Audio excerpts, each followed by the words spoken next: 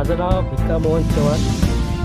जो आमचा जे गौरक्षण संस्था आहे ओम कपिलेश्वर गौरक्षण संस्था सेलू बुद्रुक तालुका जिल्हा वाशिम. तर हे जे संस्था ते तुम्ही चालवायले तर यांना लागणारा फंड म्हणा खर्च हां निधी हां पैसा तर लागणारच झालं. तर एवढा पैसा हा कुठून आणता आणि कसे आणता? आता सध्यात आम्हाला कोणत्याही सरकारकडून किंवा आमदार खासदारकडून कोणत्या मंत्रीकडून कोणाला काही कशी काय अपेक्षा भेटली नाही आम्हाला. कोणती निधी उपलब्ध करून दिलेली नाही आम्हाला. आणि जो खर्च जे आहे आपलं जे आमचं जे चारा पाणी आहे कडबाकुटी पुन्हा कुटार पुन्हा पेंड्या वगैरे ज्वारीच्या ते आम्ही स्वखर्चाने आणतो. बरं, आजपर्यंत किती गाय आहे समजा पूर्ण आपल्या गोरक्षणमध्ये? मिनिमम गाय जर धरलं तर राऊंड फिगर तर 145 भरते ते. आणि जे मागे जे पाऊस झालेला आहे ज्या पावसामध्ये नाही का 5-6 गाई एक्सपायर झालेल्या आहेत त्याच्यात एक्सपायर झाले. आणि आम्ही सरकारला विनंती करतो की आम्हाला जे कटडा असते ते सरकारी थ्रू म्हणजे पशु आयुक्ताकडून तो आम्हाला ते कटडा भेटावा. आणि जे काऊ लिफ्टिंग आहे काऊ लिफ्टिंगची आम्हाला सुविधा करून द्यावं. जे दुबळे जनावर आहेत जे बेमाऱ्याला आहेत आम्हाला डॉक्टरची सुविधा करून द्यावं. आणि जे काऊ लिफ्टिंग म्हणतो आपण म्हणजे गाई उचलण्यासाठी ते आम्हाला अत्यावश्यक आहे. बरं, आज रोज शासनानं काय काय आपल्या गोरक्षणासाठी निधी दिली किंवा कोणता फंड दिला का? निधी तर आतापर्यंत कोणाकडून आम्ही 1 रुपया घेऊ शकले नाही. पण सरकारला काय तसं निधी मागितली का तसं अप्लाय केलं का? म्हणजे कागदपत्र आम्ही पुष्कळ वेळेस गेलो. आम्ही हर एक मंत्र्याजवळ गेलो म्हणजे जसं आम्ही वाशिमकडे आणि पुसदकडे बी गेलो आम्ही.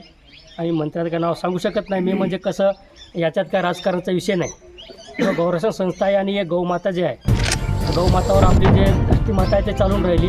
आणि गौमाताचा विटंबना करणे म्हणजे हा सर्वात मोठा पाप आहे. आणि गायीसाठी जोपर्यंत आम्हाला निधी उपलब्ध होत नाही तोपर्यंत आमची गायीची सुविधा तर होणार नाही. आणि चाराचा प्रश्न मिटला की आता नाही का सोयाबीन काढण्यावर नाही का आम्हाला सुविधा ट्रॅक्टरची पाहिजेत. आणि आम्हाला जो सोयाबीन कुटार आहे आम्हाला जवळपास 50 ते 60 ट्रॉली लागतात 145 गाईसाठी. आणि 145 गाईसाठी नाही का त्याच्यात काहीशे बेमाराला गाय असतात दुबळ्याचा किंवा लहान वासरू आहेत त्यासाठी अलग हॉल पाहिजेत. आणि जे तुम्ही पाहू शकता तुम्ही याच्यात आणि जो हे हॉल बांधलेला आहे आम्ही शेड आणि स्वखर्चाने बांधलेला आहे. म्हणजे हर एक गावातून आम्ही 10-20 रुपयाचे वर्गणी देतात लोक गोरगरीब लोक आहेत. हर एक समाजाचे लोक आम्हाला जे 10-20 रुपये देतात त्याचा जमा कुंडी करून हा शेड बांधलेला आहे. या शेडला कमसे कम राऊंड फिगर धरलं तर 1.5 शिल्लक राहिला. आणि तुम्ही व्यवस्था पाहू शकता तुम्ही शेडचं. आणि इथं गाईची इतकी वेळे चालू आहे की आम्हाला सांगायला सुद्धा आम्हाला वेगळं वाटून राहिलं की एवढी संस्था जी आहे 2006 पासून चालू आहे तोपर्यंत आम्हाला सरकारकडून काही 1 रुपया भेटला नाही. आणि जो शेड आहे हा शेड स्वतः आम्ही स्वखर्चाने बांधलेला आहे. आमचे बंधू आणि नंदू मामा आम्हाला सहकार्य करत राहते. आणि जो मामा आहे पन्हाळ्याचे ते आणि पुष्कळ लोक सेलूचे सरपंच आणि कुटे साहेब त्याचं सहकार्य खूप आम्हाला भेटते. सरपंच उपसरपंच झाले उंदरे साहेब.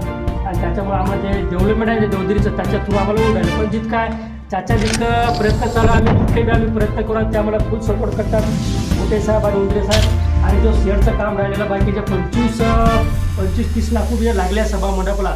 आणि जवळपास जरा 60 बाय 100चं आहे. बाकी 1.5 शिल्लक आहे. आणि पाण्या पावसात कसं आहे जो शेण आहे हे शेण असंच राहू द्यावं लागते आणि त्याच्यावर गाई बसतात. आणि याच्यात नाही का कमसे कम 1-2 गाई आमची वारलेली आहे. आणि आम्ही त्या गाईसाठी नाही का आम्ही स्पेशल आम्हाला काऊ लिफ्टिंगची आवश्यकता आहे. आणि जो सरकारकडून जे अनुदान भेटेल आम्हाला गाईसाठी चारासाठी किंवा पाण्यासाठी लाईटसाठी तर आम्हाला आवश्यकता सरकारला आम्हाला इतकीच विनंती आहे की सरकार आमची जे विनंती करतो आम्ही गाईसाठी तो आम्हाला लवकरात लवकर निधी उपलब्ध करून द्यावा. आणि शासनाने इतकंच हात जोडून विनंती आहे खासदार असो आमदार असो किंवा मंत्री असो कमसे कम वाशिम छोट्याशा गावामध्ये जो ओम कपिलेश्वर गौरक्षण संस्था आहे आणि ते चालवण्यासाठी आम्हाला कमसे कम आज 20 वर्ष झाले आम्ही चालून राहिलो. आणि आतापर्यंत कोणत्याच सरकारचा निधी उपलब्ध आतापर्यंत कोणाला झालेला नाही. आम्ही स्वतः स्वकष्टाने मेहनत करतो आणि स्वकष्टाने गायची सेवा करतो आणि स्ववेळे आम्ही जगून राहिलो. ठीक आहे.